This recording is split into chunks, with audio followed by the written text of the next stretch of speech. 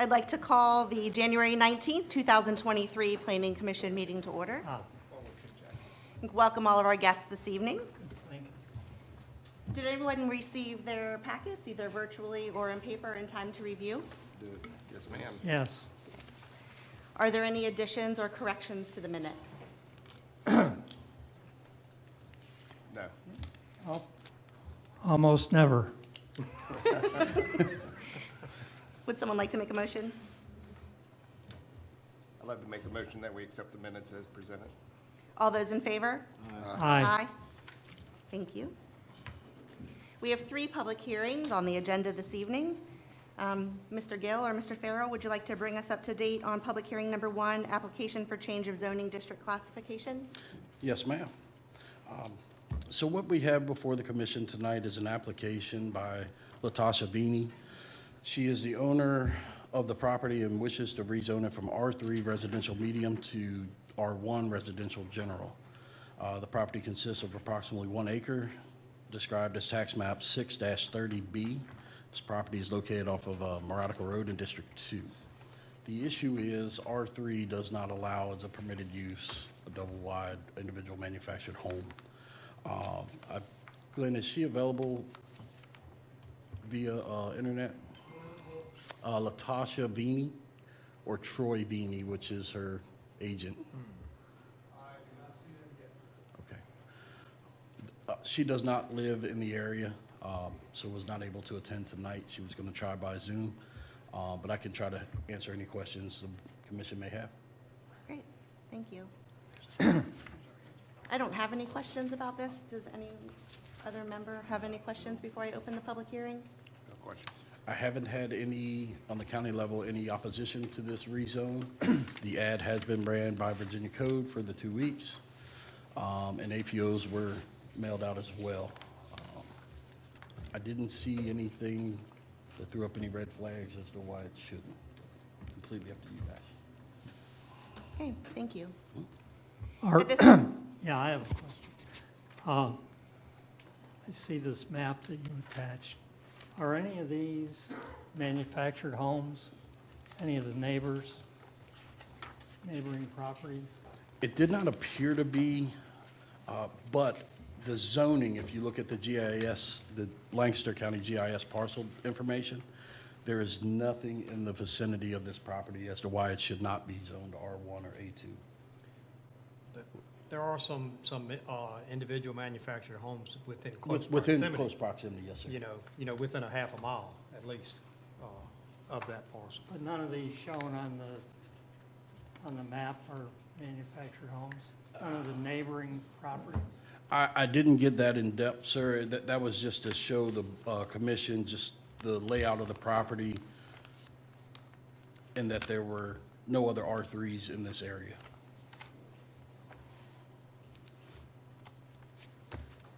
Are there any other questions from the commission? Okay, at this time, I will open the public hearing. If you come up, I will ask this evening at the public hearings that we limit our comments to 3 minutes. And if you have something to say that someone else has already said, please try and be concise so that we have the opportunity to hear everyone. Thank you. At this time, if anyone would like to speak on this public hearing, if you'd please come up to the microphone, state your name and your district. I think we have some lists over there that Bill's going to get for you.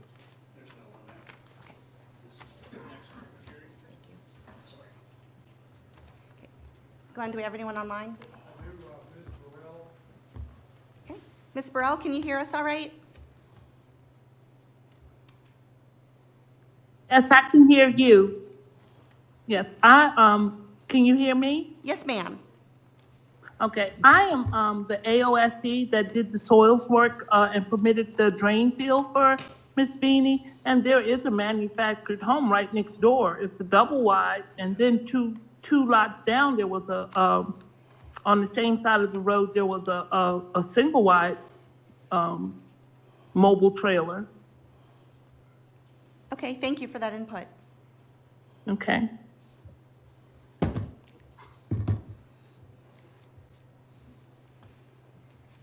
Anyone else? Okay, at this time, I'll close the public hearing. Any other comments from the board? Okay, No, the request seems reasonable. I agree. Would someone like to make a motion? Sure, I'll make a recommendation for approval of this request to the Board of Supervisors. Okay. We have a motion on the floor. All those in favor? Aye. Opposed? Motion carried. Our second public hearing tonight is proposed zoning ordinance of Article 29, short-term rental regulations. Mr. Farrell, would you like to bring us up to date? I think I'll take this one. All right.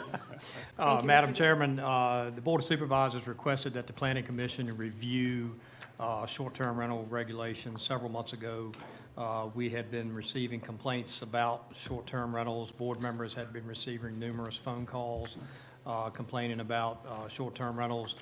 The county has a short-term rental registry ordinance in our code of ordinances requiring short-term rentals to register with the county. And then the county passed a transient occupancy tax back in 2018 along with that rental registry ordinance. And we collect 2% as the transient occupancy tax on those short-term rentals. That short-term rental registry ordinance also specifically gives the Board of Supervisors the authority to further enact regulation under the zoning ordinance for short-term rentals. Based on complaints that had been received, both written and verbal, by phone, the board asked the Planning Commission to look into this. You've had several meetings, I can't recall exactly how many. We looked at many different ordinances from localities around the state. I put together a draft of for the Planning Commission to consider that was based on 2 cities, 2 counties, and 2 towns ordinances, both rural and urban, to try to melt together a good general ordinance. You all have looked at that for the past 2 months, tweaked it. You didn't meet in December, but you looked at it in October and November, added some things, took some things out. So that's where we stand tonight. I don't know how much more we can say about it. I think it's time. You've got a good crowd here tonight. I think it's time to hear what the public has to say about it. So I'd be glad to try to answer any other questions you have. We did receive, what is this, 3, 4 comments by email, which Mr. Farrell has provided at your desk tonight since this has been advertised. This is a public hearing. Advertising has been conducted as required by law. And once the commission feels that all of their review is complete, you should forward a recommendation to the Board of Supervisors on how to proceed. Okay, thank you, Mr. Gill. Are there any questions or comments from the commission before we open the public hearing? Okay. I'd like to hear what they say. Okay. So again, I'd like to respectfully request that you try and keep your comments to 3 minutes. The first person on our list is Maria Getoff. If you'll please be sure to identify your district. Thank you. Good evening. My name's Maria Getoff. Before you start, I'm sorry. When you have 1 minute left, I'll just hold this up as a little reminder. Okay, Thank you. thanks. Looking forward to that. My name's Maria Getoff, and I live in Irvington. I do not live in a district of the county. However, I do operate a property management business throughout the county. And so I speak to you in that capacity. I have a couple of points. The first one I want to make is related to the ordinance generally, and then I want to speak a little bit specifically about certain provisions. As you know, there's a comprehensive plan for the county that relies heavily on promoting tourism as part of the overall goals of the county to increase to improve the demographic, to help the schools, the healthcare, the whole plan. And I believe that in order to get people interested in the county and to come and want to live here, and doctors to move here, and people to put their kids in schools, they need to come and see and stay here first as vacationers. And there are limited opportunities and places for people to stay. You can spend a lot of money at the Tides for a night. You can stay at the Best Western. You can stay at a couple of traditional bed and breakfasts. But the lion's share of people who come here stay at vacation rentals. They can bring the whole family. They can really get to know a neighborhood and a town and an area of the county. So I think that the short-term rentals are an integral part of the approach that the county takes to encourage tourism. And I think that rather than limit and restrict the number of days STRs can operate and how many people can stay in them and how much parking there needs to be, I think the county is better served by working with the hosts of these rentals to promote the goals of the county. The couple of things I wanted to mention, and I'll probably have to submit written comments after. The main thing is the hosted and unhosted distinction. It's not a distinction that's made in the industry. It's a misnomer to say that a place that doesn't have an owner-occupant is unhosted. They're all hosted. The host may not live there, but most people who come to vacation don't want the host living with them. And so it's important to understand that just because, okay, I'll submit further information. Thank you. That would be great, I appreciate it, thank you. Next, we have Carlisle Wade.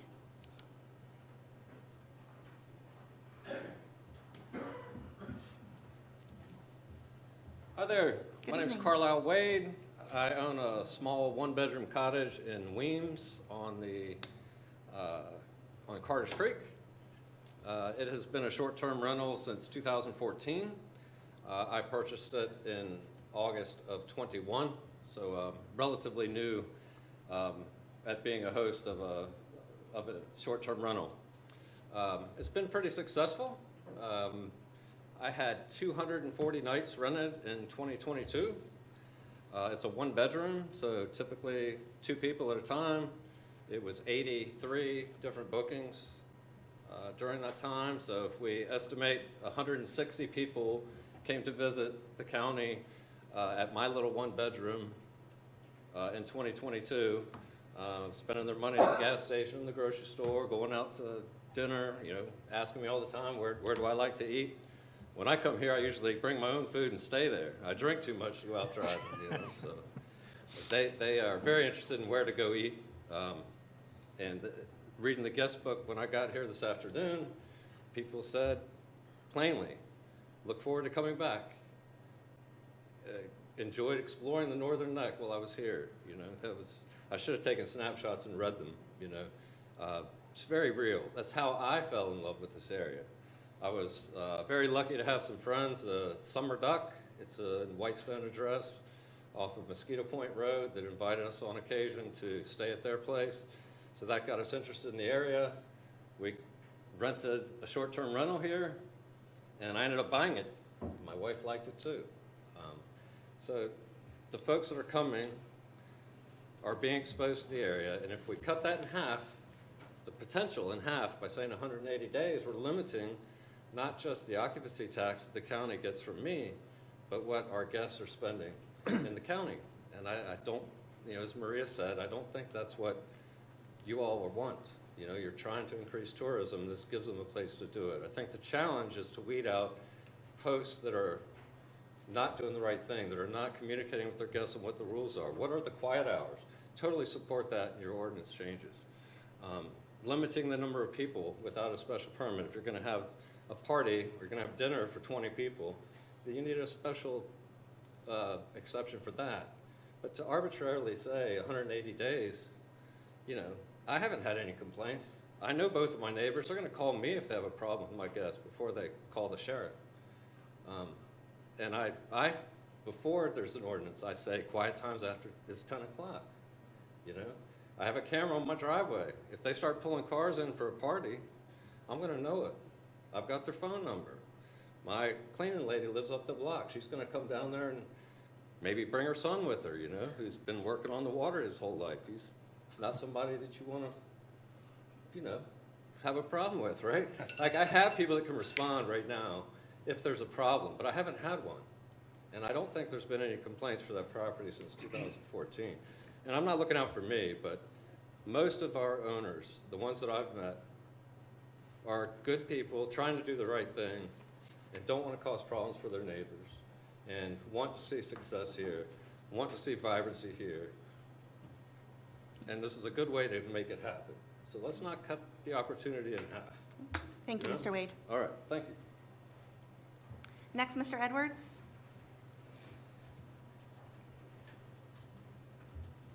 Hi, my name's Bruce Edwards. I'm in Whitestone. I believe I'm in Zone 3. Will there be any changes to what y'all are going to present right now to the board? Yeah, based on tonight? It could be. All right. Well, what I'd like to find out from you is, what does Lancaster, how do they view short-term rentals? Are they businesses? Or are they taking money? James City County, Fairfax County, York County, Nelson County, Wintergreen, all of them refer to short-term rentals as businesses. And Code of Virginia, Article 3.1. This is from a law group, Alliance Law Group, and what they have is regulations on Airbnb and other short-term rentals in Virginia. And I just want to iterate what they're saying is everything they refer to is the short-term rental properties as being businesses.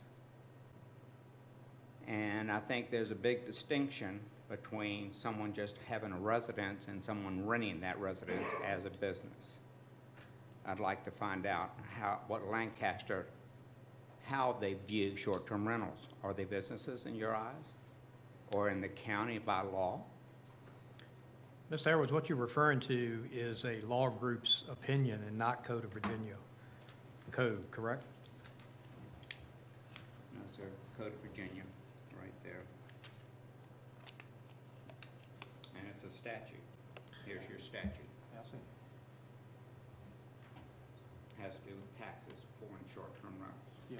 They just used the term short-term rental business, but short-term rentals are allowed in residential districts throughout the state.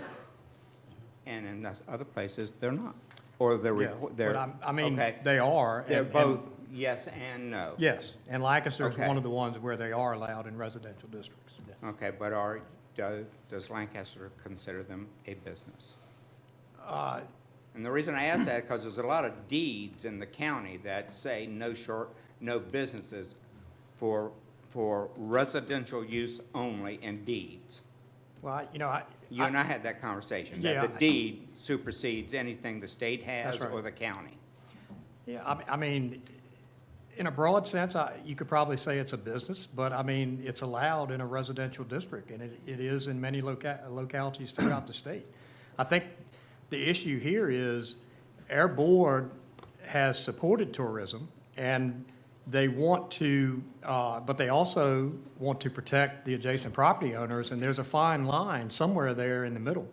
And I think the board is looking for that fine line and where to draw it with this ordinance. And I mean, that's the purpose of the draft ordinance and this public hearing tonight.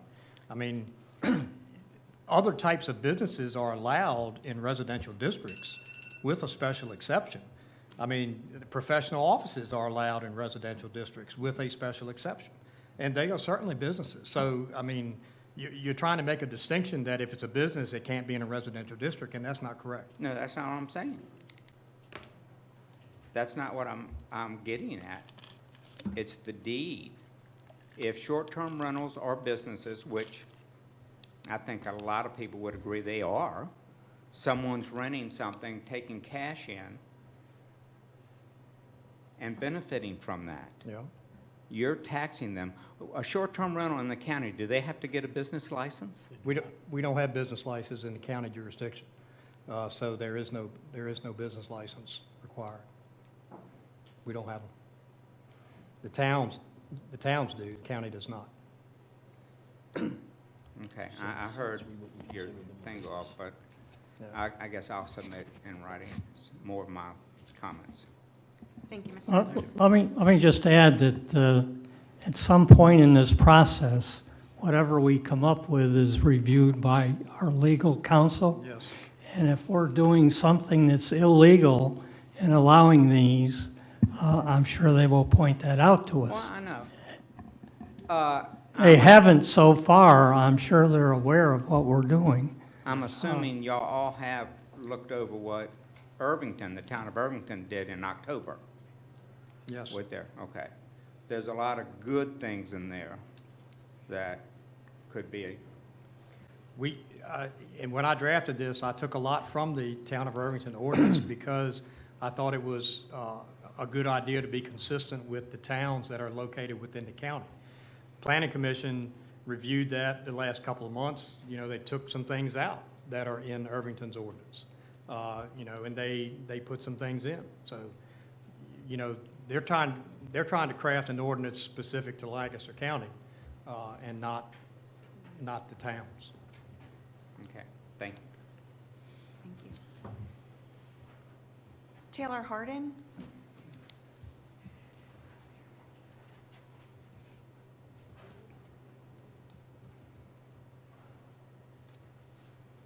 Good evening, Jay Taylor Hardin, District 3. I want to start by thanking the commission for its work on this effort. When I first came to this meeting, it had not been one of the foci for the commission, and so we truly, as residents in Whitestone, appreciate the work to this point.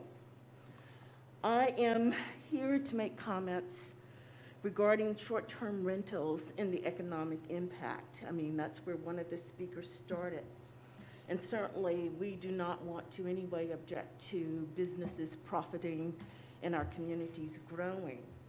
But at the same time, there's been an economic impact to residents, to me. When visitors to our communities who are oftentimes unaware of our rules and regulations, violate those rules and regulations, cause damage, then somebody has to pay for those expenses.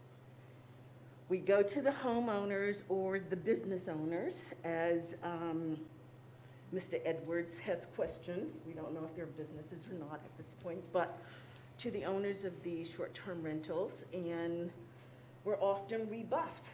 They say, let the homeowners association take care of it. Well, we all pay into that, so there's a cost that's spread across. But we didn't all share in the profits from the people who came into our community and damaged things. And so there's an economic impact as we consider the benefits of short-term rentals to Lancaster. So I'm pleading that you not only consider those positives in terms of growth, but also the impact on individual residents when damage is done by these visitors that may or may not move to our area, but certainly can cause substantial damage, to which then homeowners associations are required to make some kind of restitution, and we get penalized, and we certainly are not benefiting individually from any taxes. I further want to comment on Mr. Wade, who can guess by now when you said I have had no problems. Unfortunately, we have. As a matter of fact, in driving out of my area today, I looked at damage that was done recently to the lawn areas where people are just driving inconsistently and inconsiderately over areas and damaging things that we'll have to reseed and if we want to maintain the beauty. So again, I thank the commission for their work, but I ask that you continue to remember those of us who are relying on you to help us protect the value of our property as we go forward. Thank you. Thank you, Ms. Harden. Ms. Harding, I mean, you're aware that the HOA can set their own rules. And if they, Yes. if your HOA wants to ban short-term rentals, that's up to you all to ban them. Yes, we certainly have had consideration for that, and I think somebody will address that point with you in just a short time. Okay. Thank you. Okay, Cindy Allen?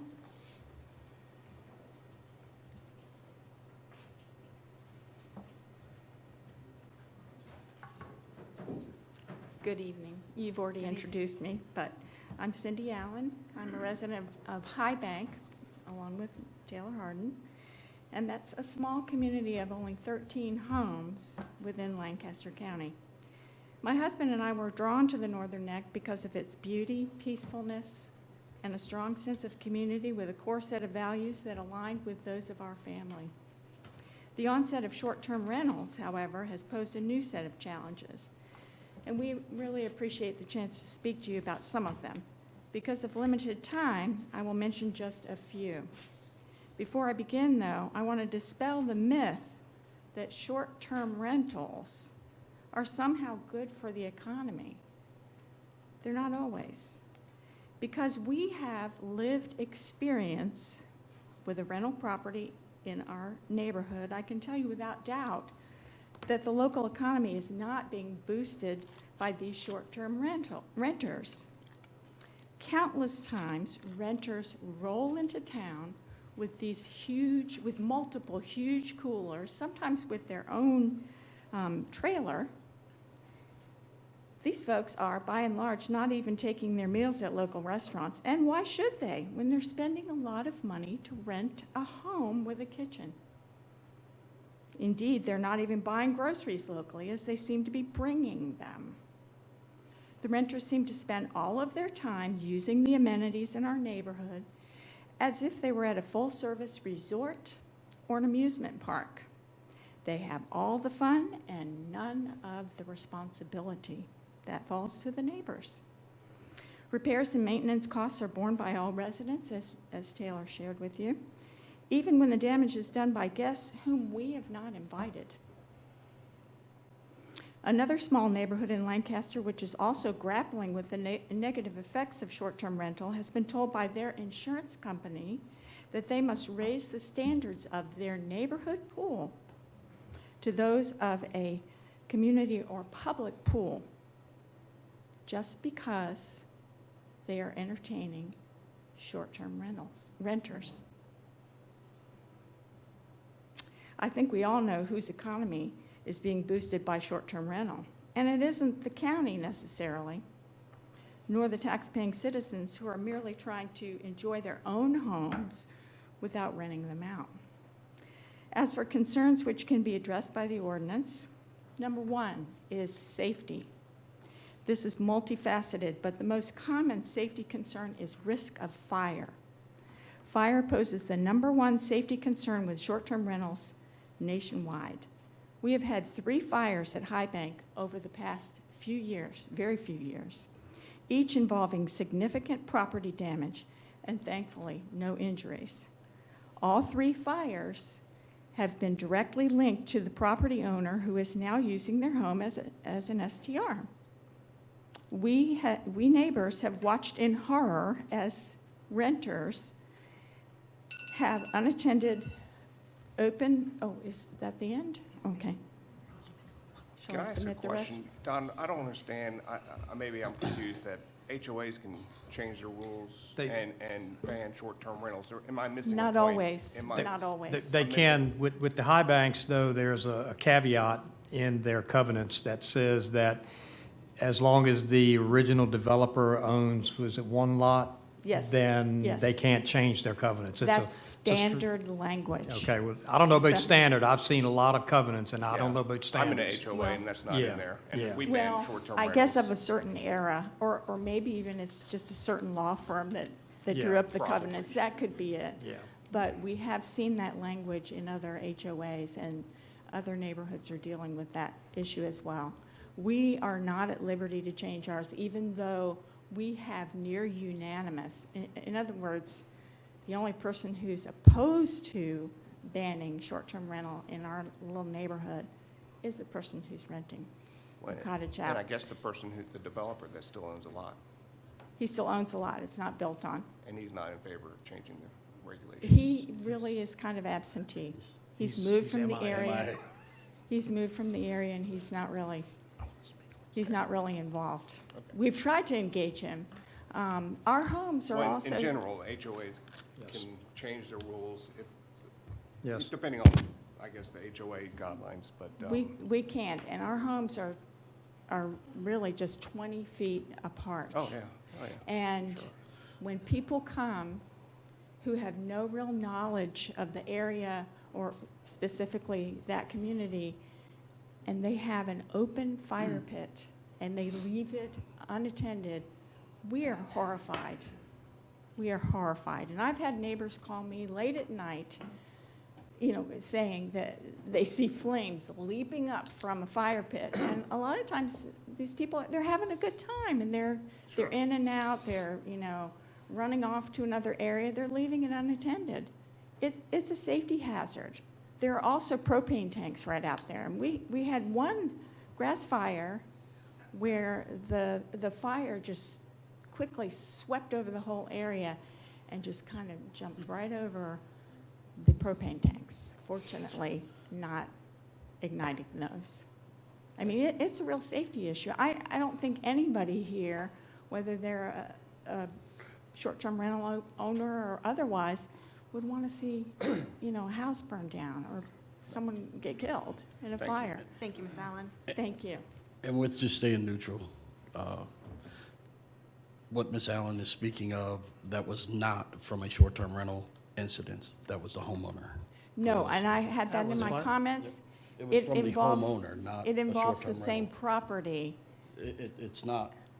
I know, but I don't want them to get confused that it I was know, because I of a know. rental. It was I know. not. It was the But this- homeowner at the residence. Right, and I did make that distinction in what I was going to say, but Sure. it's the same property, it's the same kind of lack of attention to detail because of the person in charge of it. You know, Thank you. Not trying to be personal here, but that's just a fact. Thank you. Thank you. Jeff Allen?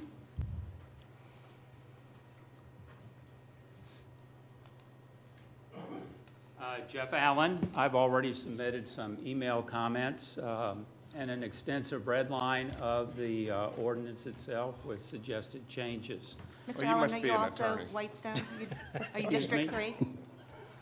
Can you state your district, please? Yes. District 3. Thank you. Yep.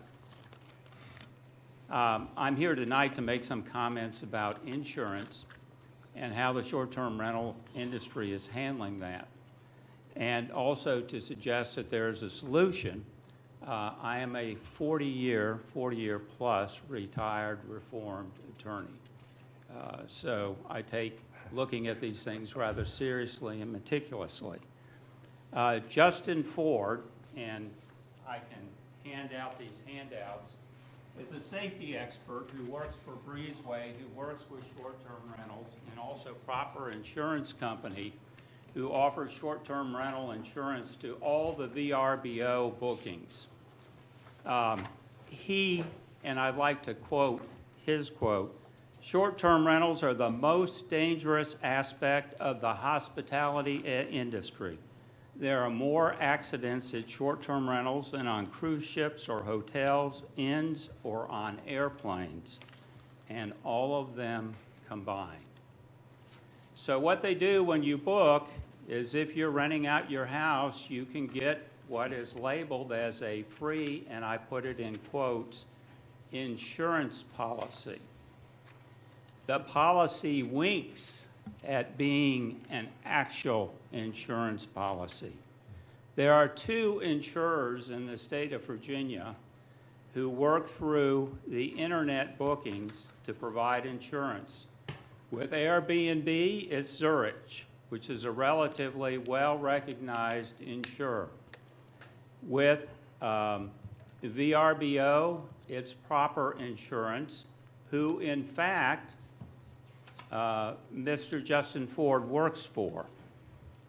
What I passed out to you indicates that in the terms of the insurance that are used, they only insure short-term rentals that have residential guests, and they do not insure guests who are uninvited or come over for an event. So the solution is all short-term rental policies, all insurance policies through the State Corporation Commission are essentially the same. That's the way we've governed insurance in Virginia. So you can trust that they're all going to be the same.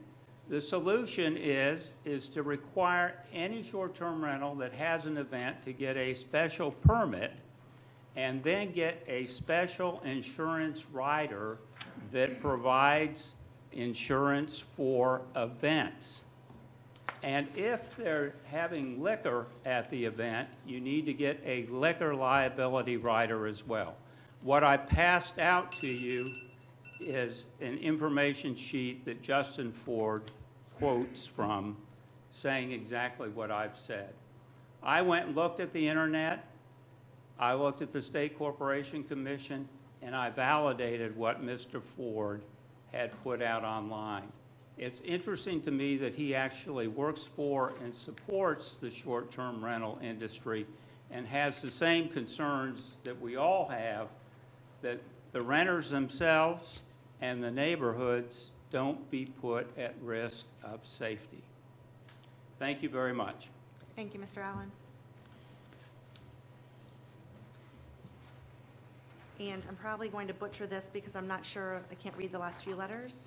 Diana Wolfman? Wolfson, thank you. Hi, I'm Diana Wolfson. I'm wearing a couple of different hats. I'm a local realtor. My husband and I own a business. It was NN Burger, now it's Small Town Burger. So right now, this is my personal opinion on the topic. Limiting short-term rentals affects both of our businesses. I have a lot of real estate clients that come here specifically to purchase a second home with the intention of utilizing it as a short-term rental. And then they also stay at short-term rentals while they're looking at property. And then the restaurant benefits from the people coming to the area. That's my input on it. Thank you. Thank you. Can I ask you a question? Yes. What is, the realtors, what is your opinion that there is not affordable rental housing in this county? And some of the reasons that are stated is because the short-term rental are so prevalent that they've gobbled up the short-term, the long-term, just normal single-family home rental market. And it's put quite a pinch on working families to try to find a rental. Is that a true statement or not? There's not enough of anything here. That's a good point.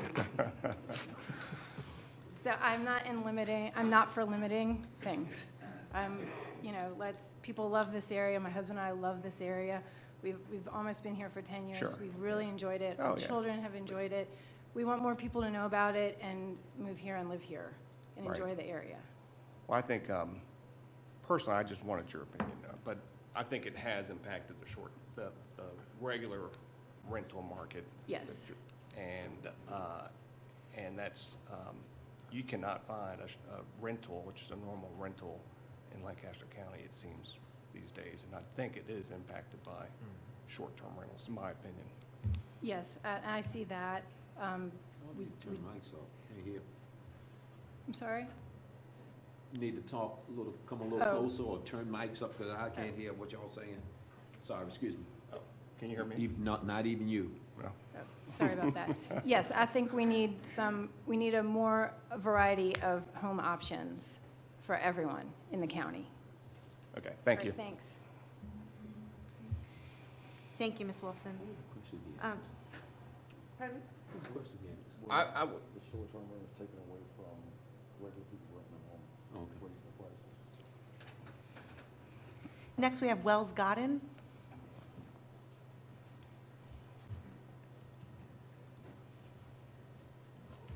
As noted, my name is Wells Godden. I'm here to talk on the STR.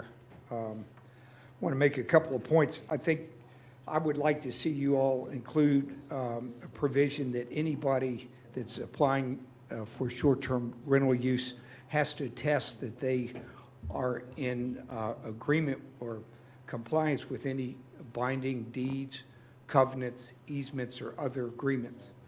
And if they were then found later not to be in compliance, then that license or permit is removed. And then that puts the onus on the applicant to do their due diligence and be straight about what they're presenting.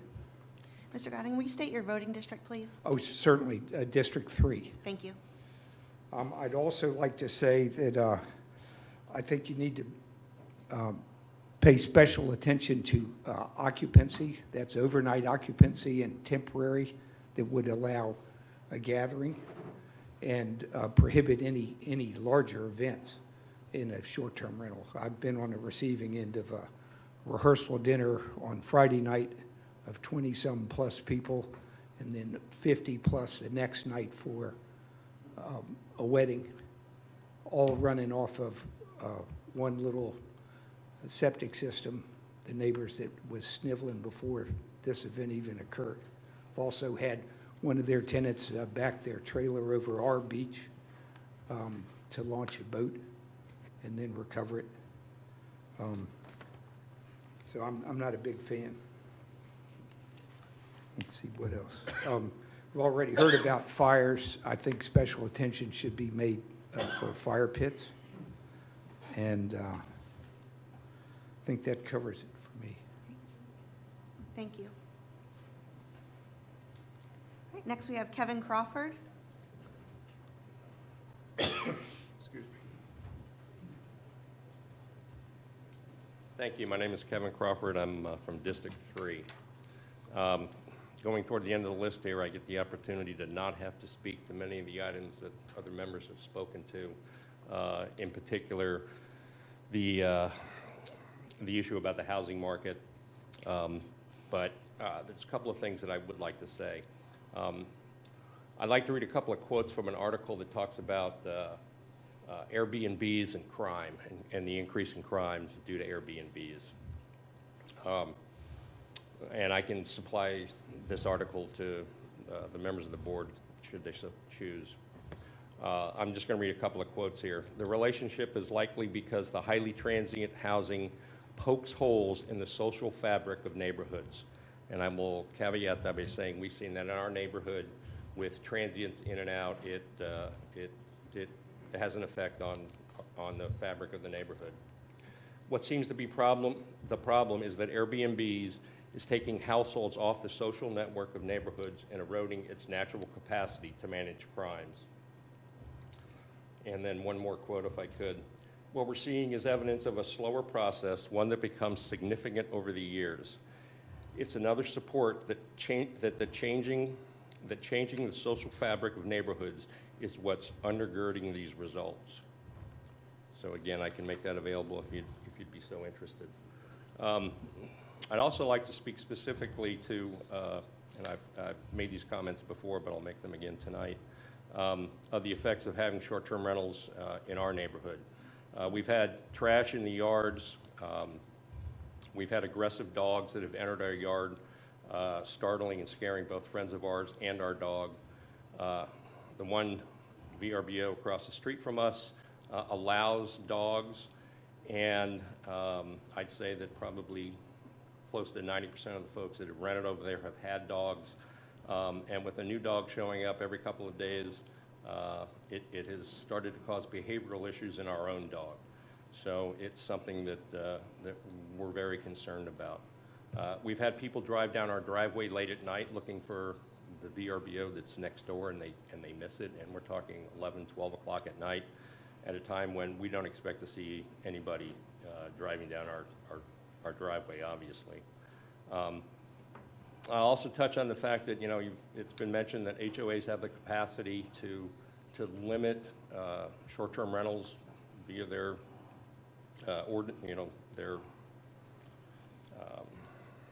setups. And I just want to remind you that those of us that aren't in HOAs, we have to rely on the government to take care of these things for us. And this is where it's your responsibility to protect us, and we don't have the capacity that we have with an HOA. So I ask that you bear that in mind, that so many of us have moved here.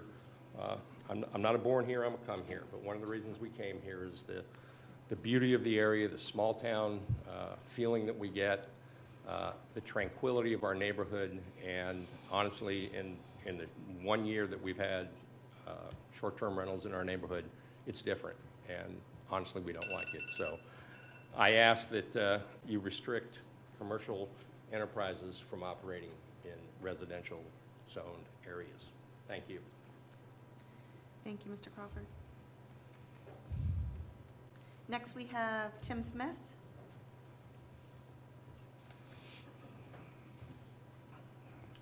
Yeah, my name is Tim Smith, District 3. I'm also another person from High Bank. Jeff Allen has previously provided information to you about our absentee developer who's tied our hands in terms of changing our covenants, and about how the one owner has abused the High Bank community's otherwise unanimous feeling about banning short-term rentals there. A lot of the comments that have been made has been pretty consistent with, our experience. The short-term renters typically don't know or don't follow High Bank rules, and it's resulted in public risks, noise issues, trash, and parking issues for High Bank residents. And, when you have your grandchildren and your children there, and there's people that you don't know what their background is, and, it just makes it very, very uncomfortable. And so I do applaud your efforts in trying to regulate short-term rental situations. I know it's not an easy thing to do, but I just want to thank you for your efforts there. Thanks. Thank you. Julie Anesto?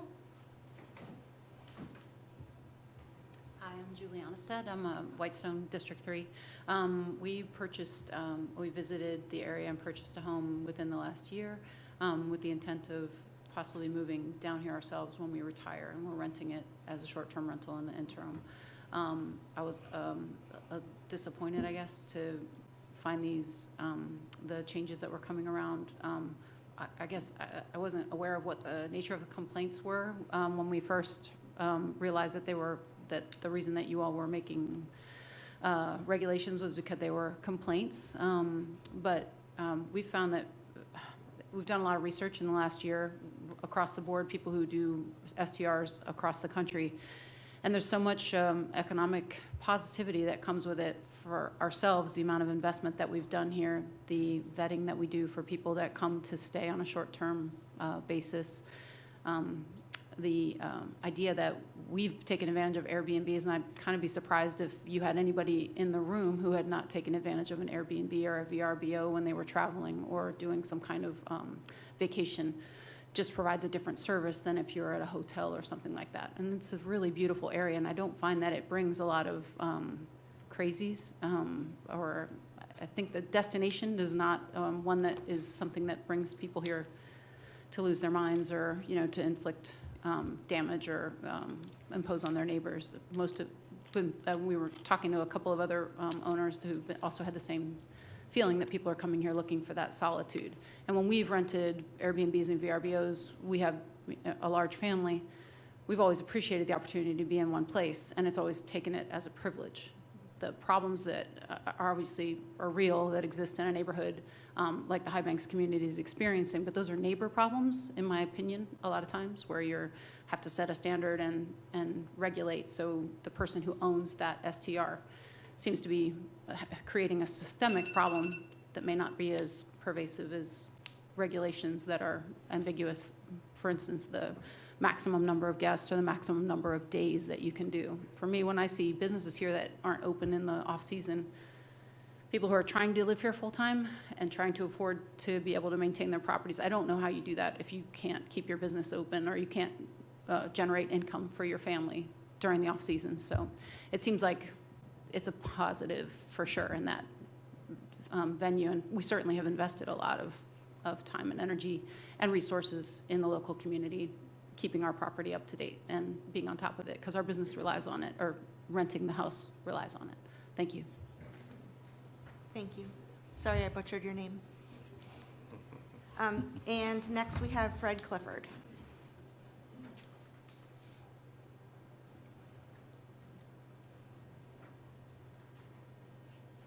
Name is Fred Clifford, District 3, and you can put me down if you're putting down positives and negatives.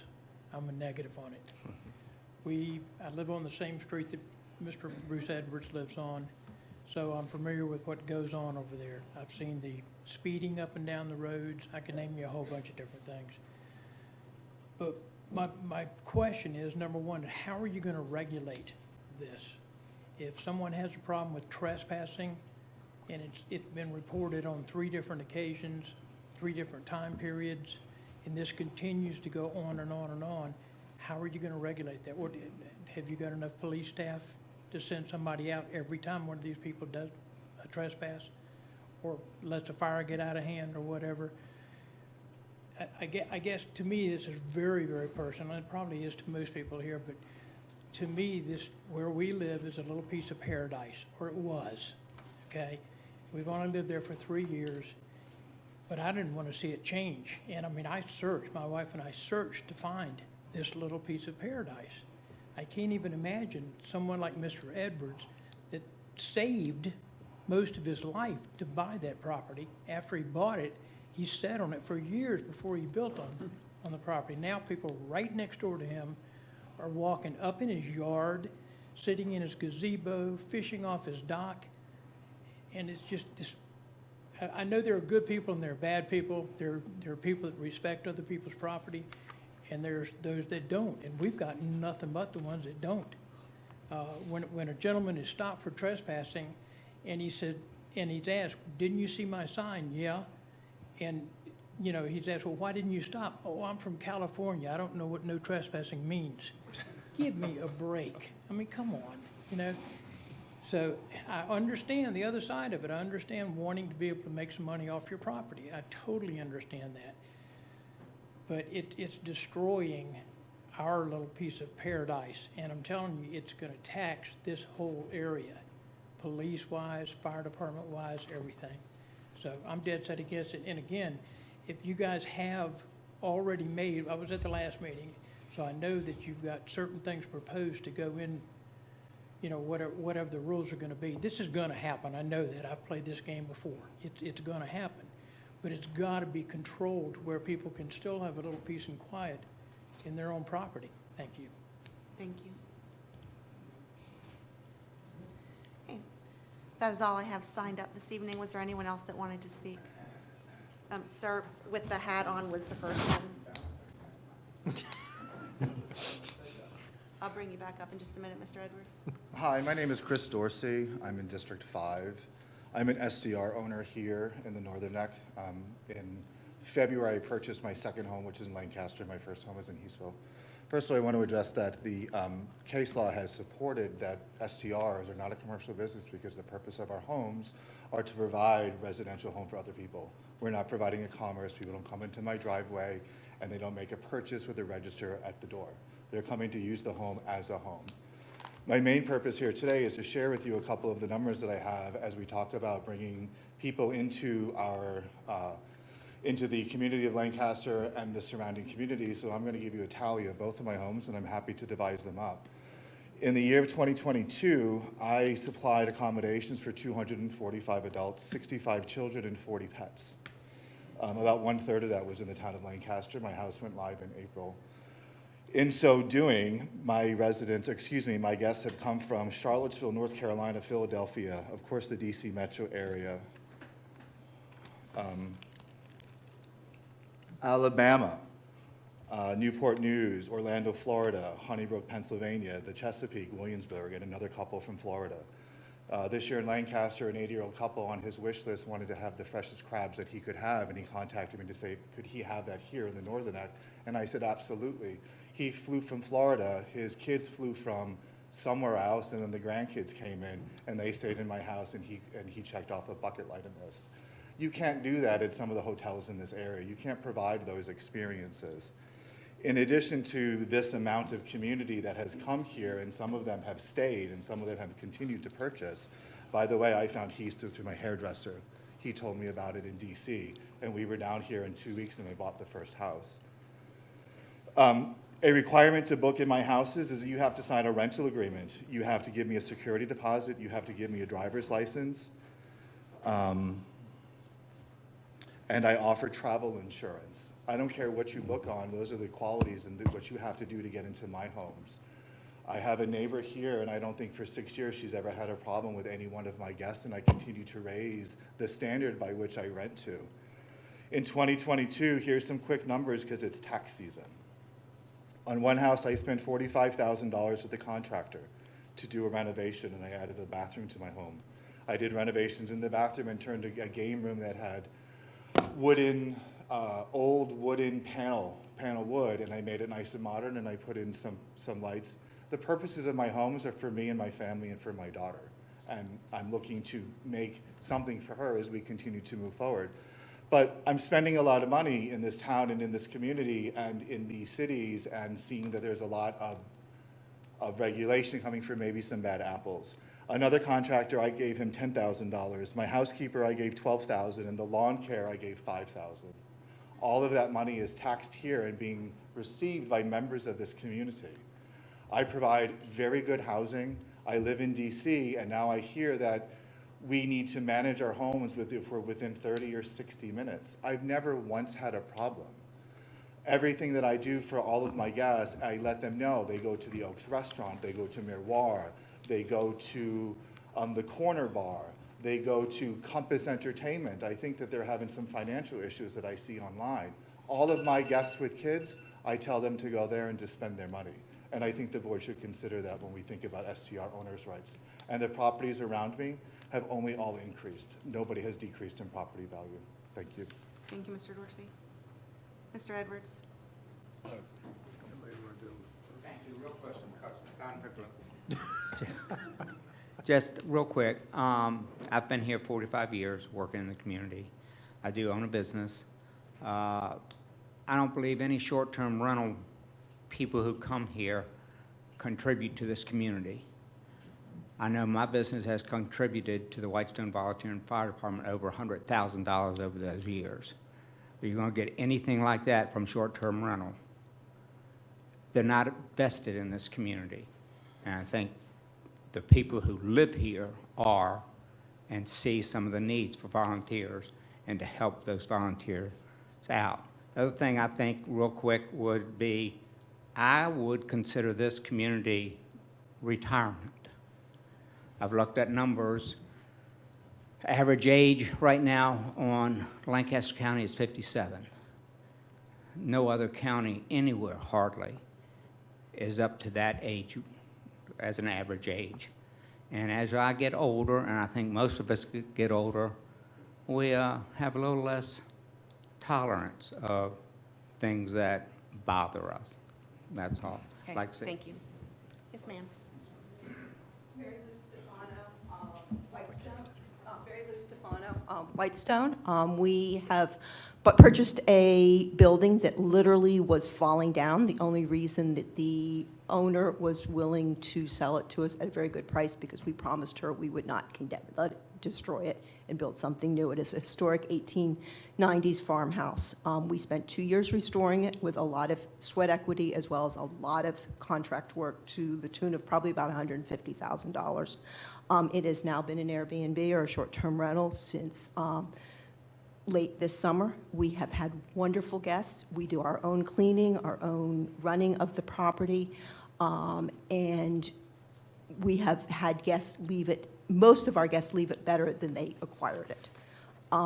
We arrived here, fell in love with this area because we stayed at an Airbnb. And I will say we have stayed, and my husband and I and family have stayed in short-term rentals throughout the world, The reason we do that is because we want to be a part of the community. We want to go to the farmers markets. We want to shop at the locals. We don't want to feel like a tourist. And that's what our guests tell us. In the process of fixing up this short-term rental, we have fallen in love with the area, and we have become full-time citizens. We bought an 1850s farmhouse, which was almost condemned, and are fixing that up. We are a little bit of a glutton for punishment. And that's using the idea of old houses. Not only are we saving them for historical reasons, and I agree with most of the rules and regulations you are setting, but by limiting the amount of time, old houses are like old people. You need to use them. They need to be loved. If my Airbnb sits empty for 5 months, it's gonna fall into disrepair again, even if we're over there once a week running water and everything. Homes need to be owned and loved and be in.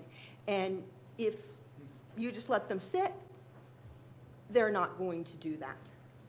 And so that's one reason. I understand the reason for a lot of your rules and regulations, but in general, that's the one that I disagree with. And our residents do, especially on the off-season, bring in and contribute to the community. I've had 2, and I know the bell just rang, I've had 2 come in looking to buy property themselves. So they are coming to use the short-term rentals to become a viable part of the community. So, thank you. Thank you. I want to address something that Mr. Edwards just stated. Lancaster and Northumberland is the 2 oldest counties in the country. And for that reason, this board and another committee, Citizens Committee, is working to change that a little bit and get some younger people here. Because with younger people, this county gonna die. Okay, I just want to make sure that we understand what we're dealing with here. But everybody likes the way it is now. It's gonna change. Well, it's gonna change, but we gotta get some younger folks in here. So I just want to make sure that we understand where we're going. And I don't have anything against short-term rentals in the right Well, I'm just addressing this age factor. I think you got a couple more, So I Madam see 2 Chair. hands left, so I'm going to take these last 2, and then I'm going to close the public hearing. Yes, sir. Don't forget the all My name's Tom Nissel, District 3. I live in Whitestone, near Fred and Bruce. We had conversations up here about safety, fire, damage, et cetera, et cetera. I want to bring up one about health. There are rentals out here. A lot of people in here are very responsible owners, very responsible landlords. There are others that are not. When you have a 3-bedroom home and you advertise it with a capacity of, 14 people. You should not have 14 people in a 3-bedroom home on a conventional septic system next to the river. So it's a health issue. And the health department agrees, but they won't do anything to enforce that or regulate it. So if you have a 3-bedroom house, you need to be able to regulate the number of occupants that are in that house. And I think the health department says 2 per bedroom, 2 adults per bedroom. So, and then of course additional kids, but 14 is out of hand. And at one particular time, there was 22 people in this particular house. And the septic system alarm just goes off, just days and days and days. So there's a serious health issue if it's not managed properly. That's all I have. Thank you. Thank you. What's your name again, sir? Tom Nissel. Thank you.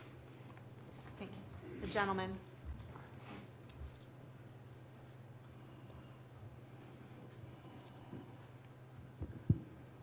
Can you all hear me?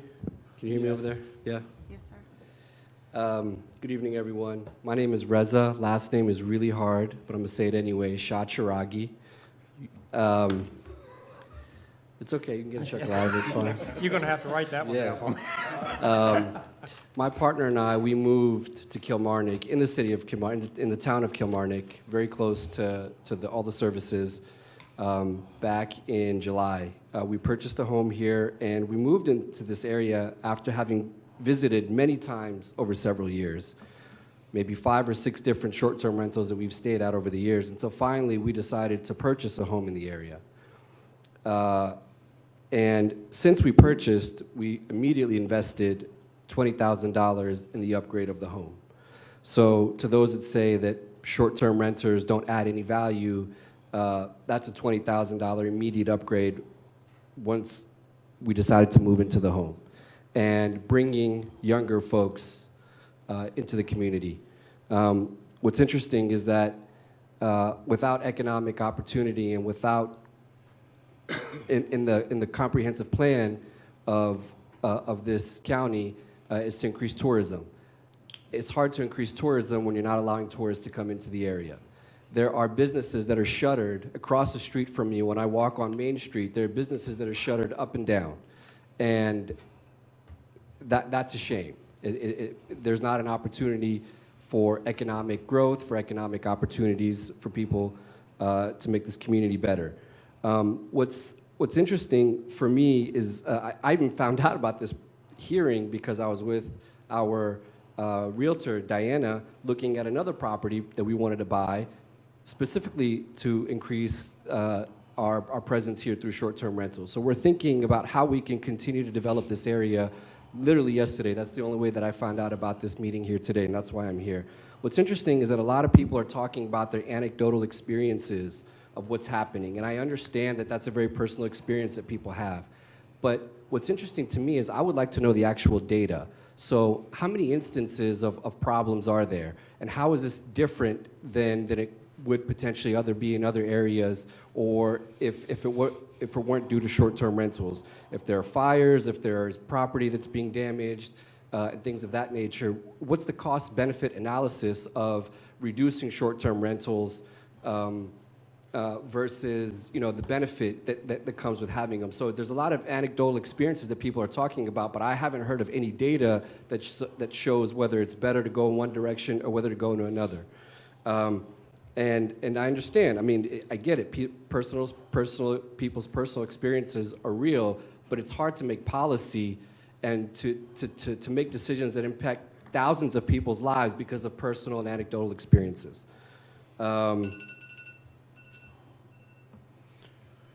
Thank you. You getting his name? So I see 2 hands. Is it the pleasure of the board that I allowed those last 2 people to speak? Okay. Yes, ma'am.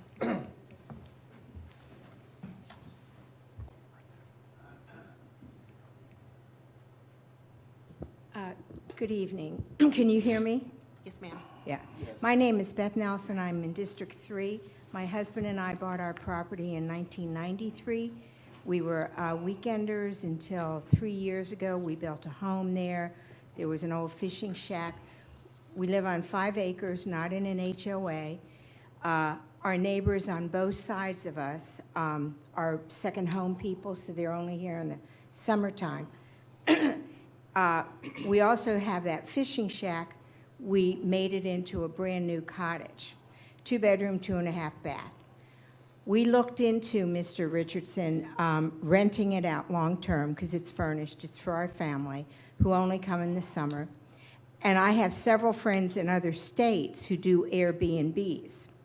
And my husband and I are not wealthy. I've had people ask me to stay there, friends who know that we have this place, or acquaintances. And I said, okay, you can stay there. We purposely have decided not to do Airbnb because of the experiences of my friends in different states. And I also have followed this controversy in the newspaper. And I know people move here and retire here, and the people who live here full-time and dump money into their houses, as we have, they are not reaping the benefits of a rental, because I can also tell you that all those costs, many of them are write-offs, and I know you all know that. I also, Mr. Richardson, feel very strongly that there is not enough affordable housing, and I spoke with a realtor about renting out our cottage. He said, yes, that would be great, but it's furnished, and he said people, long-term I'm talking, he said people would probably want to bring their own furniture. So we have decided before this hearing, before anything, we're not doing Airbnb. There are arguments for both sides, but I certainly hear and can resonate with individuals who live here full-time, don't have any power, and their neighbors are 5 or 10 feet away. Thank you. Thank you. Yes, sir. Hey, y'all. I'm Charlie Maycheck, Whitestone. My house is out on Moonmount Point. First thing I want to say is just that I'm absolutely invested in this community. We love it here. The water brought us here, fishing. I love to catch cobia, and got sucked in, and so that's what really brought me here. But now my family's invested, we're invested. I mean, I can't imagine somebody being more invested in a community than me, and I'm sure any of the other owners would agree that I'm not going to speak for them, but it sounded like that's what they were talking about. I don't know how long I'll be here, but I have a feeling my wife is going to be here for 60, 70 years. So, you know where I'm going with that.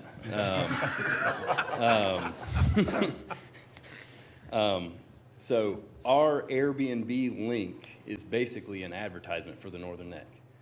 You click on it, it's got recommendations, it's got comments from our guests that say, oh, it was amazing, so beautiful, stargazing, all the things that you can do out here, the wildlife, eagles. I mean, I had an eagle nest on one of our trees last year that hatched babies, and so, people stayed at my place and they got to see that, and it's going to bring them back. And my social media, same thing. Northern Neck Burger, Merwar, well, that's not even our county, but the office, the River Market. I mean, I stayed, when our place is rented, we stay at the Kilmarnock Inn, and we love it. Like, it's cool. I just spent $1,000 at Lambert's today buying lumber to build our deck back. Like, we are invested. You couldn't be more invested. My biggest issue with this whole process, just I've been to a couple meetings and, just watching, and is that there's so much emphasis on the negative, the very few seemingly negative issues, and instead of encouraging the ones that are doing it right, we're all getting lumped into this whole process, and it just, I don't know, it just doesn't seem like the right way to go, in my opinion. I own 5 acres, 3-bedroom, 2-bath. We have 2 lofts.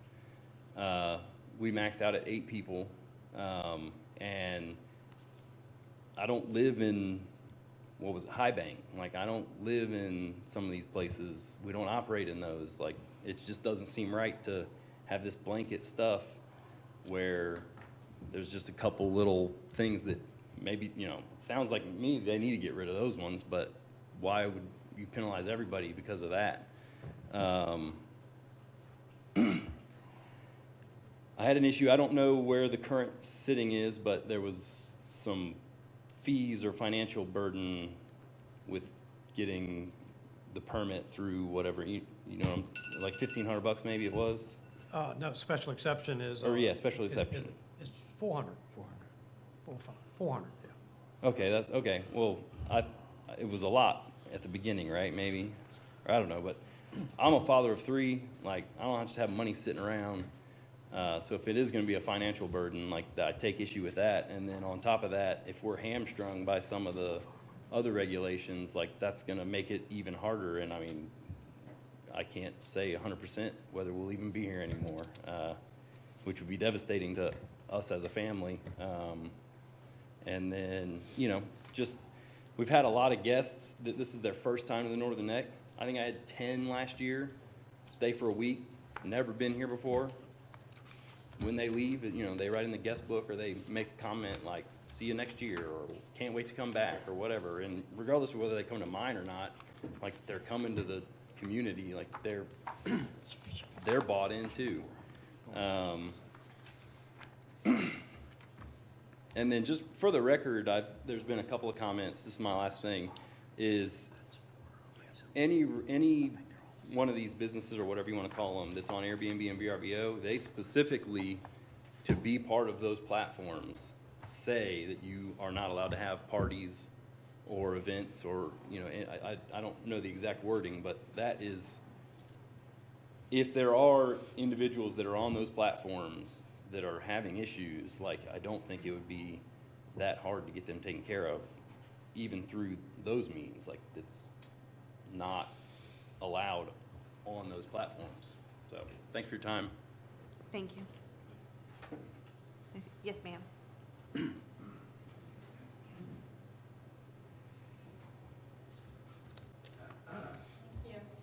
My name is Ann Hergenrader. I am not a resident of the county. I'm a resident of Northumberland, but I hope you'll hear me for just a moment.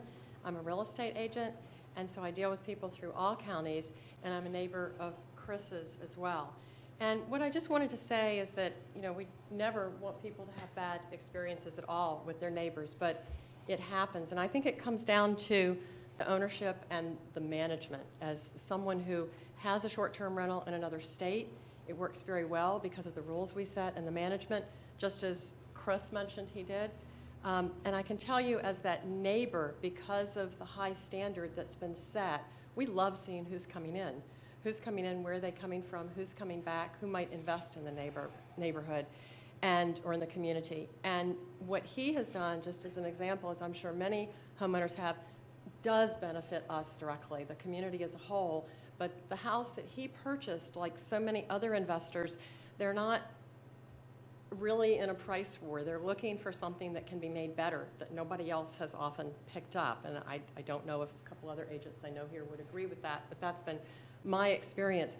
But that rental next door that's done so well has benefited us because it's not only a nicer house than it ever was because of his investment, but the people who owned it before neglected it, and it was in terrible shape. We were scared to death who was going to buy it because it had fallen into such disrepair, and we're thrilled that we had somebody who could improve it. In terms of the rental for the typical long-term renter, I have to agree, there's not enough rental and variety in our region, and that's something to work on. But I don't think that I haven't seen that the short-term rental hasn't taken away from that. It wasn't here to start with. So I think the management and the balance is key. Thank you. Thank you. Do we have anyone online?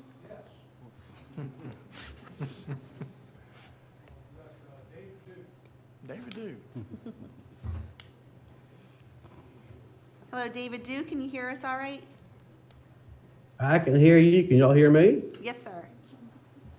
All right. Well, first off, thank you all for your service and very difficult situation to be in. As you all may know, we're very invested in the county. Family companies, third generation, own 7 commercial properties in Kilmarnock, operate 3 businesses and a large real estate firm. Point number 1, there is no ordinance in place for handling short-term rentals, so I think it's a definite need for it. Number 2, I think, Tom, to go back on your question about lack of long-term rentals, there is no inventory of long-term rentals, and that is a need. I think the number of short-term rentals, and I don't know the exact number, is probably 300 to 400, is taken away from the long-term rental needs here that people want. Also, with property values, I have seen in neighborhoods that we've sold in that properties who have adjoining neighbors with short-term rentals have had a hard time selling their properties because the unknowns of tenants coming in, the hours of operation, problems here and there. Number 4, somebody mentioned the fact about businesses. If we had more full-time residents here and less short-term rentals, we'd have more residents volunteering their times to support local businesses and work. So we could operate business hours longer, especially during the winter time, being the owner of at least 4 businesses here locally.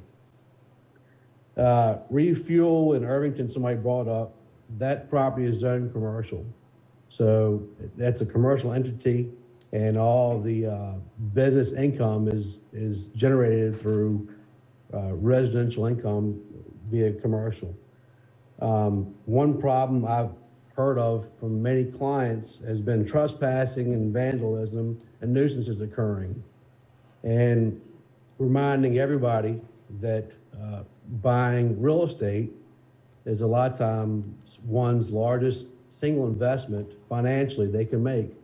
And when people decide to choose Lancaster County to move here and live here, they're doing that such that they want to enjoy the peace and harmony that the county promotes and enjoys as part of the comprehensive plan. But when they spend $500,000, $1 million on a piece of waterfront property, and all of a sudden have a neighbor rent out a property on a short-term rental basis with week in, week out people coming and going, not caring so much about the community and here to have a good time, that's a problem for the owners who have invested majority of their life savings to live here and communicate here. Affordable housing, somebody asked about that. Affordable housing is coming soon. There are rental and apartment complexes approved and being constructed now throughout the county. Lastly, owners and taxpayers who live here contribute to the community. And I think Bruce Edwards spoke of that. A lot of the business owners and homeowners here contribute annually to our local fire departments, our local school systems, through donations. Not seeing that so much from people who tend to come and rent here short term. We love tourism.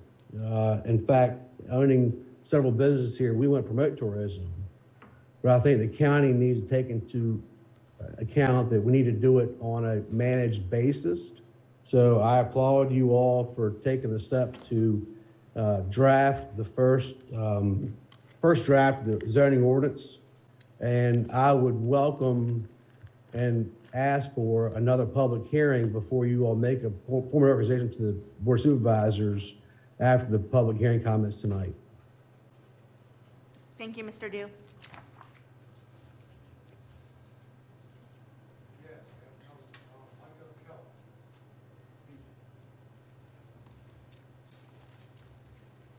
Mr. Kellum, can you hear us? Yes. My name is Micah Keller. I live in Weems, District 3. And it's really interesting kind of situation here because whenever I go anywhere with my family, the first thing we look for is an Airbnb. So I do understand the need for Airbnbs to get people into the town, to let them enjoy time with their family. However, my mindset has shifted a lot recently with Airbnbs being beside me. I don't think I ever realized kind of the impact on the community or the neighbors when I would rent Airbnbs in the past. It's definitely changed my outlook on it. I have a very nice piece of property that I'm very lucky to own, and it's down a private gravel driveway. In the last couple of years, I've never had any issues with people coming down my driveway until there was an Airbnb down the private drive. We now spend a lot more time fixing potholes in the road because people fly down the gravel road, tear it up. I've come home from work multiple times and had people just randomly walking down my driveway. My house is probably about 400 or 500 yards off the road, so you're kind of lost if you're 400 or 500 yards off the road on somebody's property. I've had to put up posted signs, private driveway signs, things of that nature. So it's really impacted us very negatively. A gentleman spoke earlier. I've had to put a Ring doorbell on my house because I have multiple people that will come by 11, 12 o'clock at night, 1 o'clock in the morning. Again, it's kind of concerning when you're a couple hundred yards off of any main road. So I do understand the need for the Airbnbs. I think people do have good points on that, but I think we really need to figure out a good location for them. I don't think down private communities where people live. I mean, I've lived here for a long time. I've never had issues like this. Maybe we can put them in the town or something of that nature where it's more publicly trafficked. Houses are off a public road, so they're not interfering with other people. But down private roads, like people have talked about, private communities where there's one rental and there's 12 other houses. An area like I live down a gravel road with one person renting it out, inconveniencing everybody else. I think it's a difficult situation, but I think, like Mr. Dew said, people spend a lot of money to live on the water, live in nice homes around here, and people that come in and out every weekend, different people every weekend, you know, they have no investment or no tie to the area. It really diminishes our quality of life. So I am against them for the most part. I do understand the need for them. I think if we could find a way to limit where they're located, like I said, off of public right of way, so they're not impacting people off the road, I think that would be a good solution to meet in the middle. That was all. All right, thank you, Mr. Keller.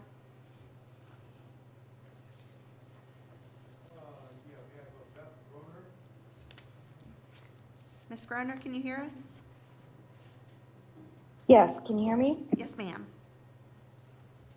Hi, my name's Beth Groner. I don't know my district. I own a home in Hills Quarter. And I'm also a real estate agent in the area. I believe that there should be a process for the Airbnb community to have to go through the county and have, restrictions on certain things. However, I'm opposed to some of the broader restrictions that seem arbitrary regarding how many days a year someone can rent their property out, or how many people can be in a property. That, to me, should be based on number of bedrooms, and a lot of the platforms actually restrict how you can even advertise how many people can be in your property. But one of the things that I find is in my business, I see a lot of people coming from Richmond, Northern Virginia, Maryland, looking for homes here. And a lot of them find this place the first time by coming here to visit either the Tides Inn or, maybe the Hope and Glory, maybe staying with a family member or friend. But many of them find us looking at the Airbnbs, which have increased over the time. In the past 10 years, you couldn't even rent a home here 10 years ago. Now you have some choices, and it's brought a lot of new people to discover our area, which I think is a positive to the area. It brings new people to the area. They discover it. A lot of them want to retire here after they discover it. They want a second home here after they discover it. So they are bringing not just new people to the area. It's how I found this area, was by staying here, falling in love, coming down and buying a home here. So it's critical to our, to the economy of the counties here, that we bring people here, that they buy homes here, that they move here and stay, but also that they discover us and come here. Our number one economic engine is tourism. So the idea of restricting tourism and allowing a limited number of people to come here for a limited number of days doesn't seem in line with your goals with regard to tourism. I looked up the number of rooms at, where you can stay here in a hotel setting, and there's 70 rooms at the Tides Inn, there's 17 at the Kilmarnock Inn, there's 14 at the Hope and Glory, there's 67 at the Best Western. That's 168 total hotel rooms that people can stay in.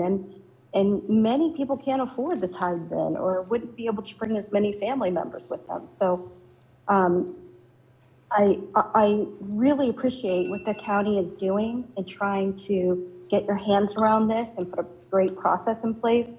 I think that's really critical, but I really caution you, to think through the pros and the cons of having that additional tourism here and not.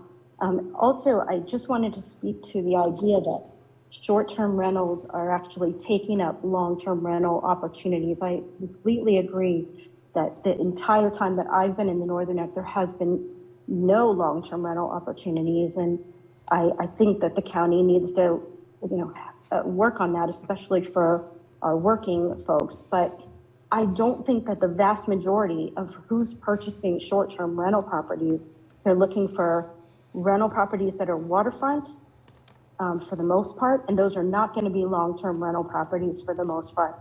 They're looking for fixer-uppers, again, and that's typically not going to end up being a long-term rental. The vast majority of your Airbnb properties are waterfront, and I don't think that's a competition for our long-term rental issue. Thank you. Thank you, Ms. Groner.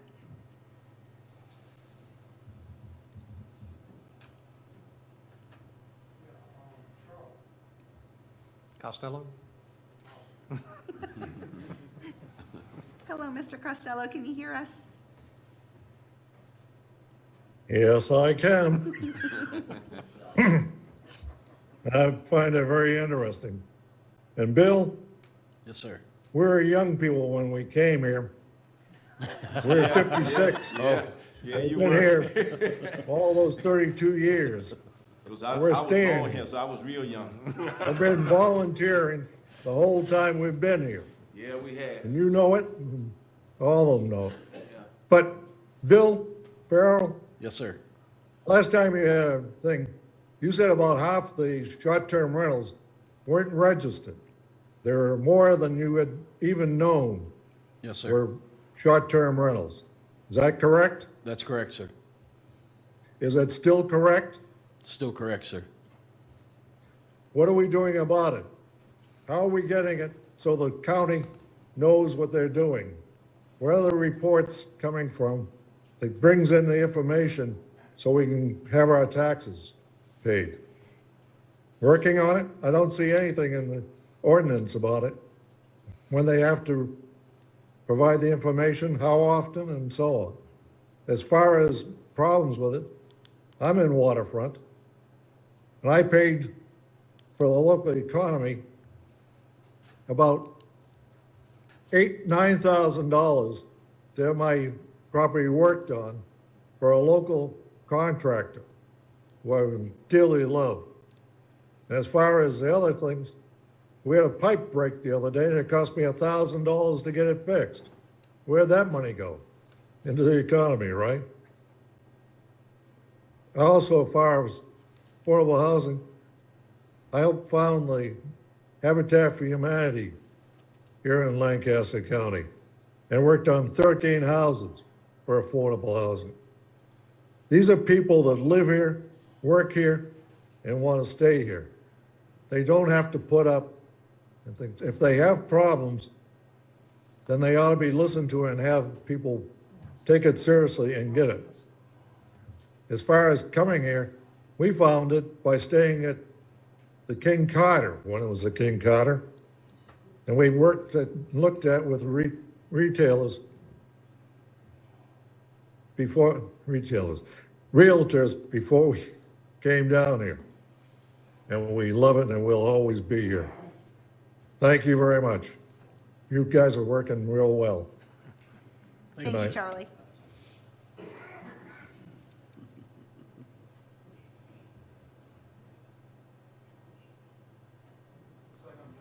Okay, if there's anyone else online who would like to speak in this public hearing, if you would please raise your hand.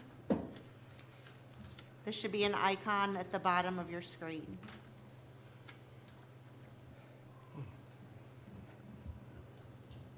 Okay.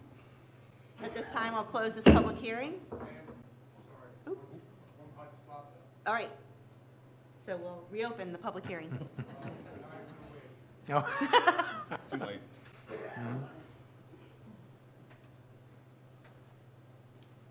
No? Okay, public hearing is closed. All right, gentlemen.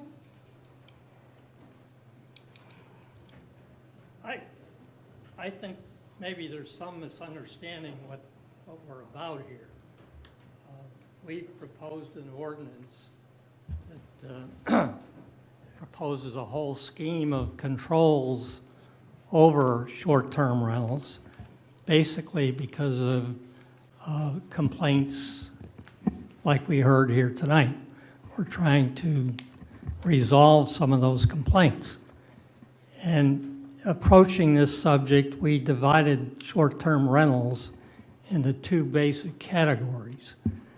The first category is the one that we think we've heard the most, we know we've heard the most complaints about, and that's the unhosted short-term rentals where there's no owner living on the property.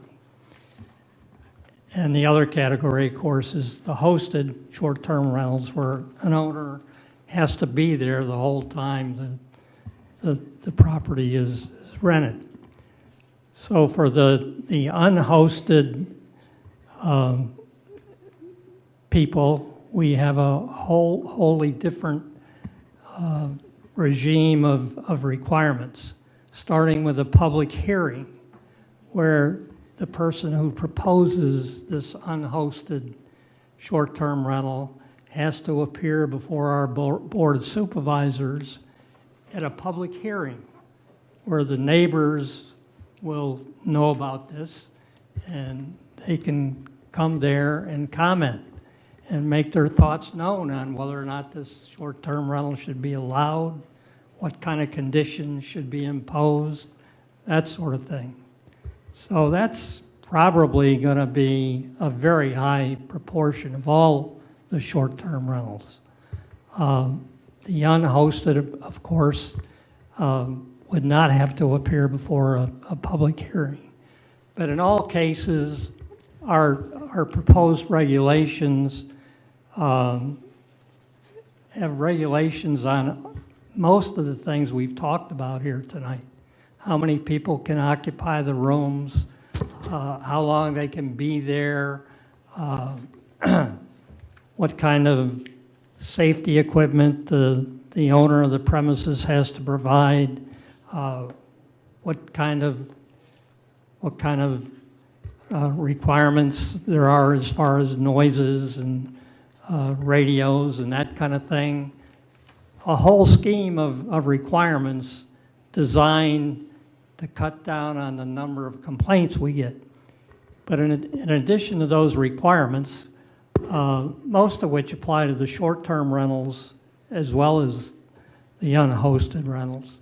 But as far as those requirements, I forgot what I was going to say. It's been a long night. But anyway,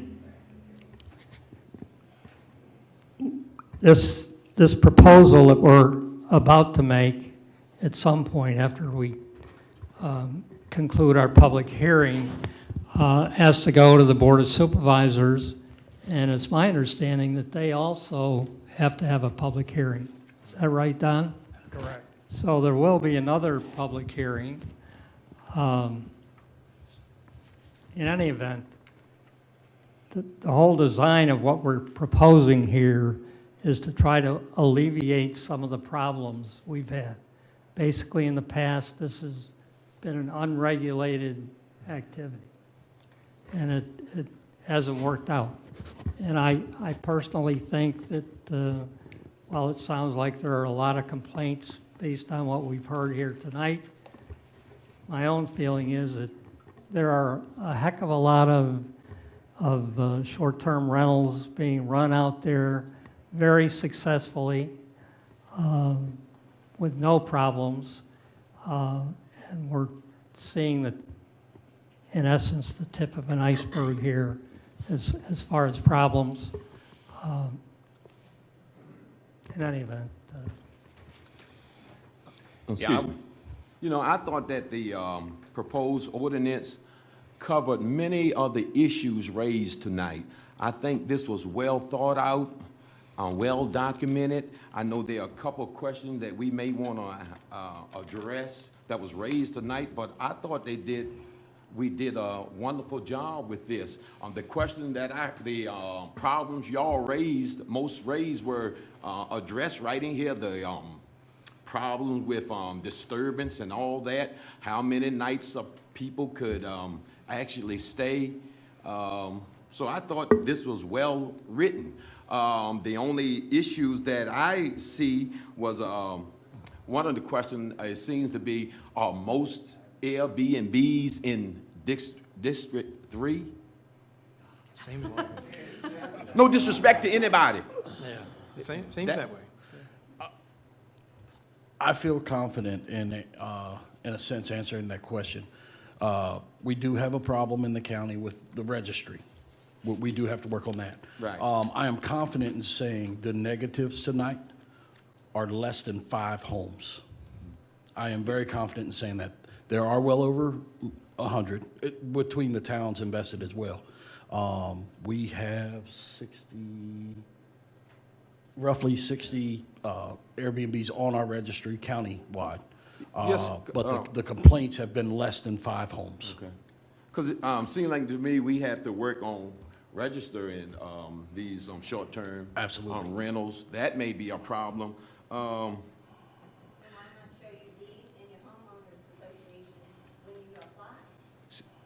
I couldn't hear you, ma'am. Show your deed in your homeowners association when you apply for your permit, where you can say, yes, you can have this. There's nothing here saying you can't. Okay. Because a lot of homeowners associations say you can't have it, and they're doing it anyway. Well, what did y'all say about the homeowners, the covenant? Didn't y'all say that trump? Yeah, I mean, homeowners associations covenants can kill it. And, He says we can't stop it. well, you know, I circled that tonight. A comment was made about adding something to the ordinance to attest to compliance with deeds and covenants. I think that's a good idea. And I don't mean to take up your time, Mr. Penn, here, but, you know, we talk about the registry. Until October 1st, when the law changed, what we got from the Airbnb, the VRBOs, the different platforms, was a lump sum of money, and it did not give us specific addresses of where these Airbnbs were located. The law changed, and October 1st, we are now getting detailed information from these platforms of where these short-term rentals are listed. So now we can, you know, follow up on them. We can go and say, hey, you're not registered, you need to be registered. We didn't have that information prior to October 1st, and we've only gotten October and November. December hasn't come in yet. Airbnb is still contesting the state law, but the Attorney General's office is working on that. So now we are getting specific information from these platforms, so we can do a better job on our registry. And I think what Bill said about complaints being confined to a small number is correct. And I think that we, you know, maybe need to put a little more emphasis on those 4 or 5. The ordinance, our registry ordinance says that, you know, complaints on more than 3 occasions, they can be kicked off of the registry. Of course, they have to be on it first. This ordinance says the same thing. You know, this reminded me a lot, Mr. Lee, of the no-wake zone public hearing in December before the Board of Supervisors. It was about half and half here. So it's a difficult issue. And, You know, no one addressed hosted, unhosted. I did hear one person say that when they first stood up that people coming in who wants somebody hosting while they staying there. Something to consider, but anyhow. And then the other thing would be, there were some objections to the limiting the time of stay. So those things we may want to discuss, but I thought this was well thought out. And if you are having problems in your community, report it. We did. The cop came and he let them go because they're going tomorrow going home. I think it's written in here maybe 3, excuse me, no disrespect. I think maybe 3, I think it's written in here maybe 3 times, and then you kick them out. the problem is, though, it has to be 3 documented times. And a lot of times when the police, law enforcement are called out, if they don't, a lot of times it may be just a warning that they don't write a report on. So, you know, in order to stand up, you need 3 documented reports. Now, excuse me, now what can the community do about that? If the police not gonna document it, how can they? Because, you know, if they come and keep complaining about that, then something needs to be done. Yes. So I can speak on that. What the goal was to get this ordinance in place. And then we were actually going to meet with Sheriff McCraney so that his staff knows what I need as far as a complaint goes to document. And then that would go along with our county attorney involved. So the goal is in place but we had to start here. Can a neighbor fill out a form and document it, a complaint? I don't know if I want to get that in depth with it yet until we've had that meeting. My goal is a law enforcement complaint would be a violation. Again, I have to get with the county attorney and the sheriff's office, but yes. Mr. Richardson, you're getting into a territory there that where you're putting a lot of control in the neighbor's hand, then you the neighbor's documenting something then. That's why it would have to come from law enforcement. Yeah, I don't think you want to go there. One of the things I'm hearing, I know, you know, they probably want to, you know, send this to us. But it seems like me, there's still a lot of gray area here that need to be cleared up at this level before it comes up to the Board of Supervisors.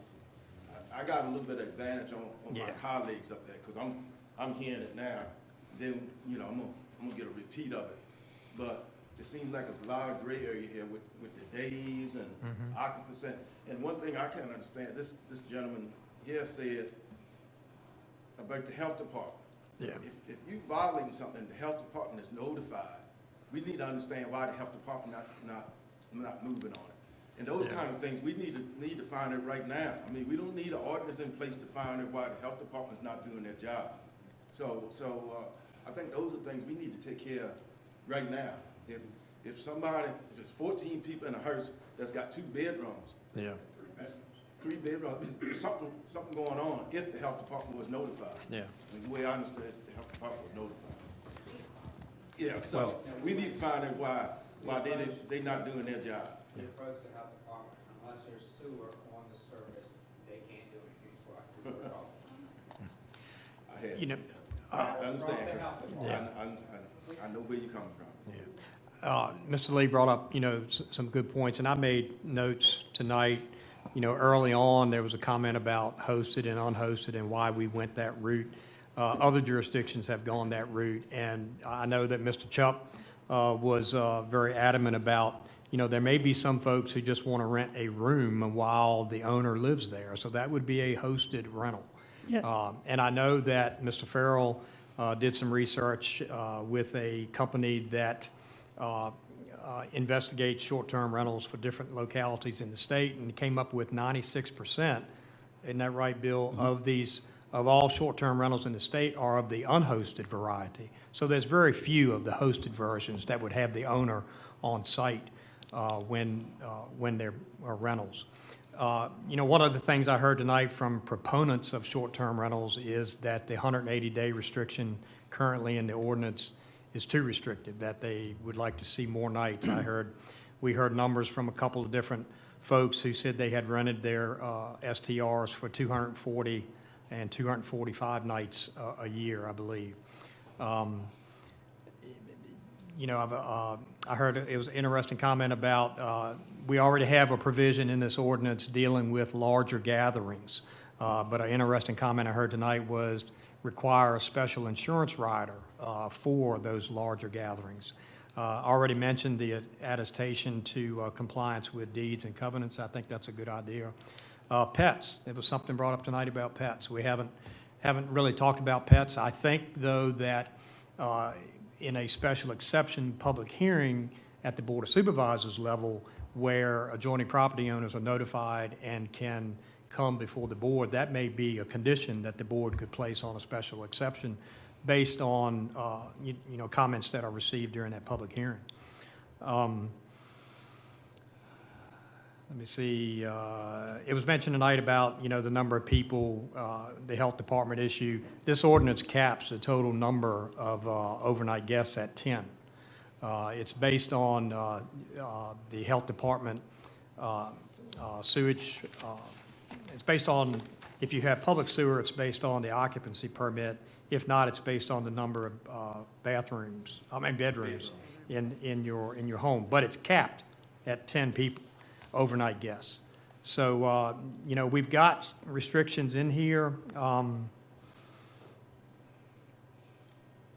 So,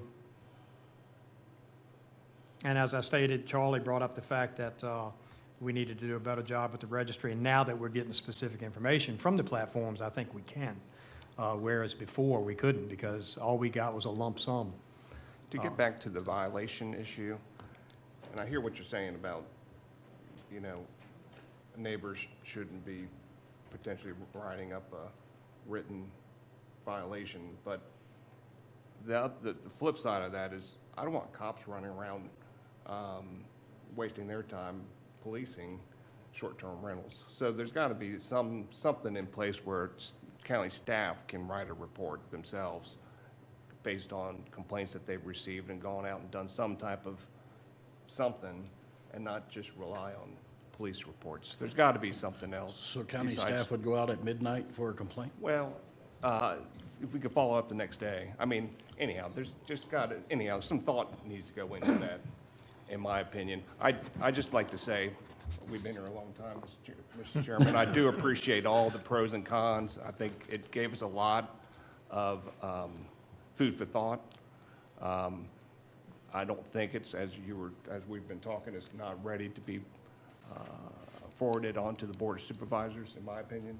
I agree. So we need to do a little bit more work based on the comments tonight, and I appreciate everybody coming here and being civil, and I understand, I really enjoyed the conversation.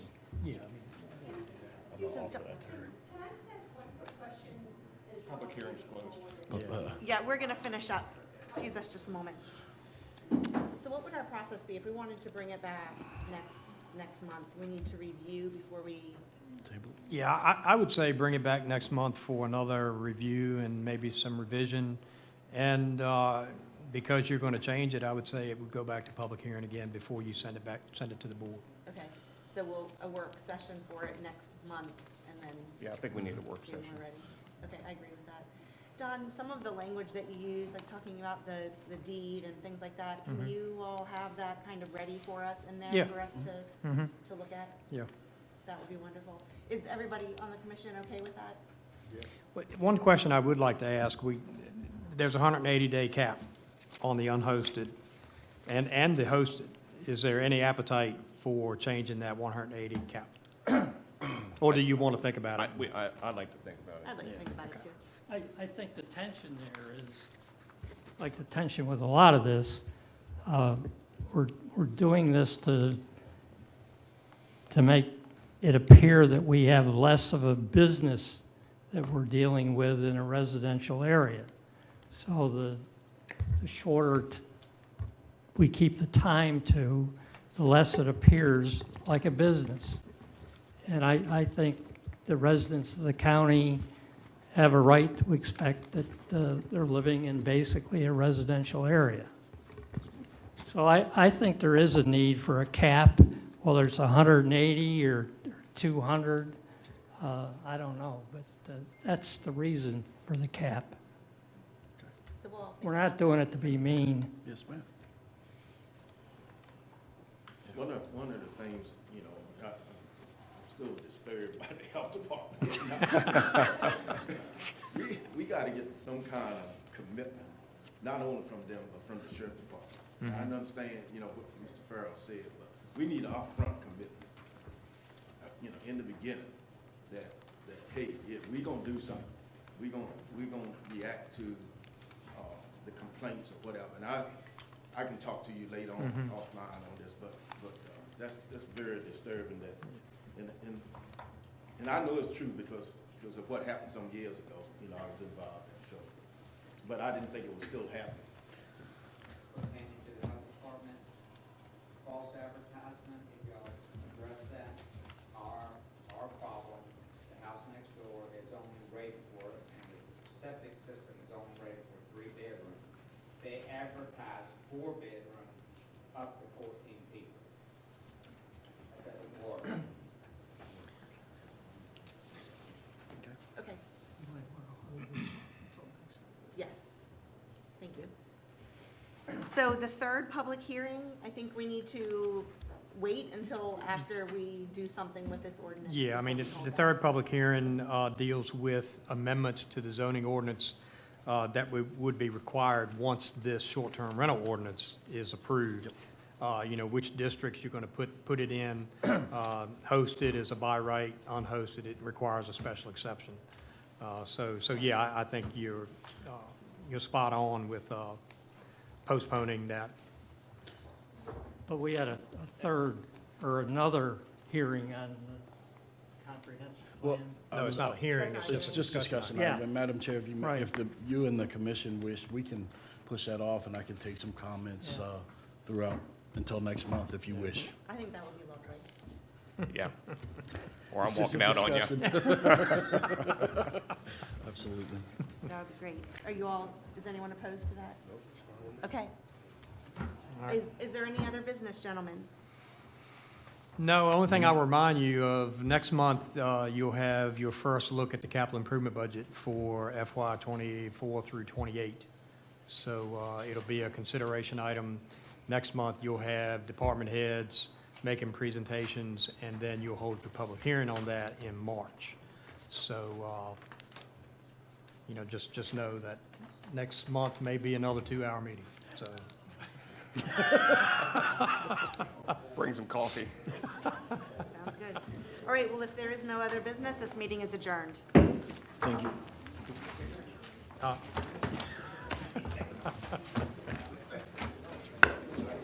Hey.